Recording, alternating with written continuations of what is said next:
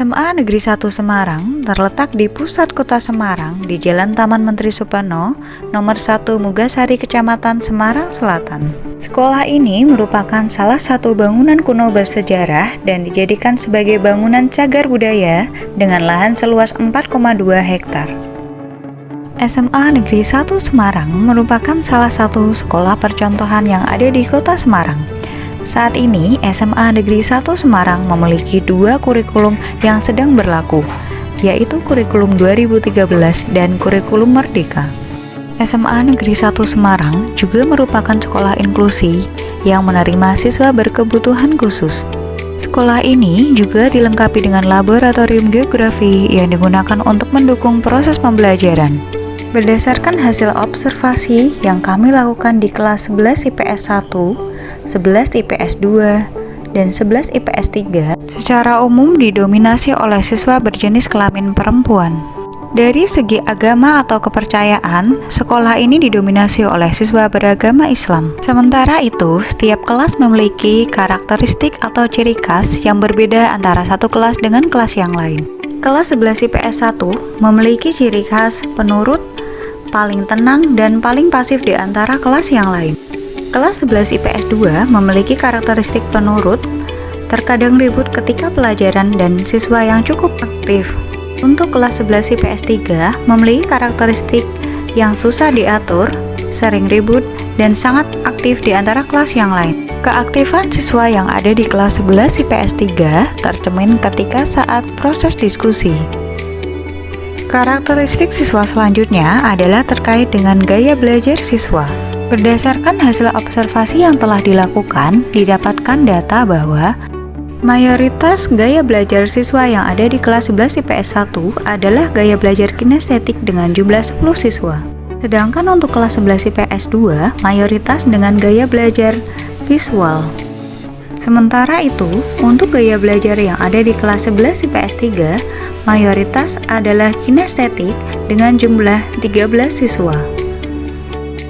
Selanjutnya, untuk perangkat pembelajaran yang kami susun adalah perangkat dengan kurikulum 2013.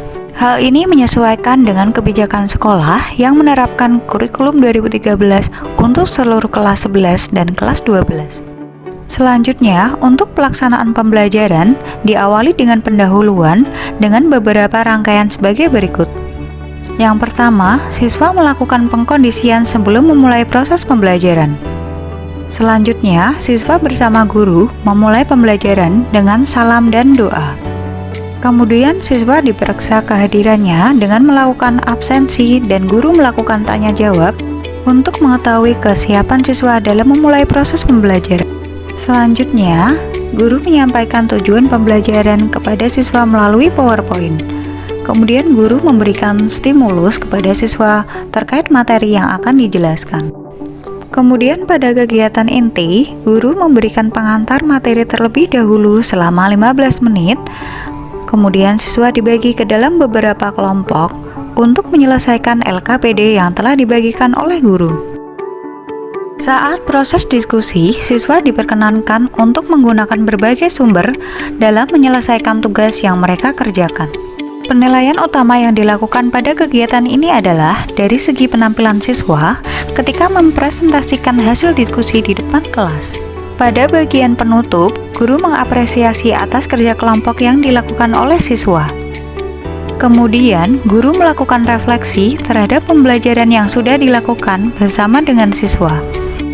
Selanjutnya, guru menyampaikan materi yang akan dibahas dalam pertemuan selanjutnya dan meminta siswa untuk memimpin doa sebagai akhir pembelajaran.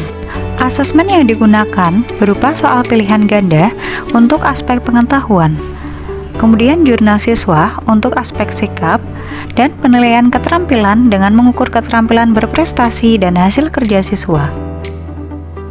Untuk memberikan arahan saat diskusi, juga dibantu dengan LKPD yang memuat instruksi tugas siswa. LKPD mengharuskan siswa untuk aktif dalam mencari informasi dari berbagai sumber, kemudian mengelolanya menjadi suatu hasil diskusi. LKPD juga mendorong siswa untuk menghasilkan suatu produk yang akan menjadi bahan presentasi mereka. Produk yang mereka buat berupa mind map dan video penjelasan. Ini merupakan salah satu contoh LKPD yang disusun oleh guru untuk dikerjakan siswa secara berkelompok. Selanjutnya, guru juga menyusun instrumen presentasi. Instrumen presentasi yang dibuat terdiri dari dua jenis. Instrumen penilaian teman sejawat digunakan oleh siswa untuk menilai teman mereka yang sedang melakukan presentasi secara individu. Sedangkan instrumen guru digunakan oleh guru untuk menilai kelompok sebagai satu kesatuan. Ini merupakan salah satu contoh dari produk yang dibuat oleh siswa sebagai hasil dari diskusi yang mereka lakukan. Tiap kelompok mempresentasikan hasil diskusi mereka di depan kelas, kemudian kelompok lain memberikan saran atau mengajukan pertanyaan.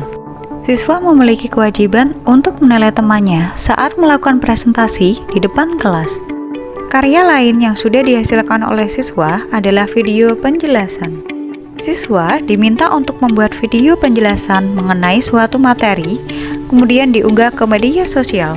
Hal ini dilakukan untuk melatih siswa agar berani berbicara di depan umum. Pembuatan video ini merupakan tahap awal. Tahap selanjutnya adalah membuat podcast dari materi yang sudah diberikan.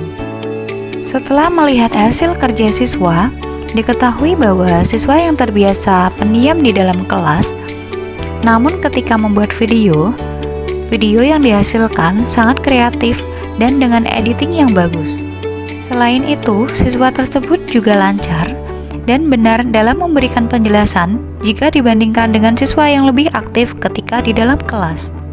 Hal tersebut mengindikasikan bahwa sebagai guru tidak bisa menilai siswa hanya dari satu sisi saja.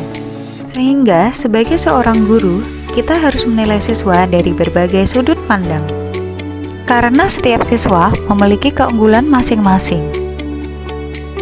Sekian video dari kelompok kami, semoga bermanfaat. Terima kasih.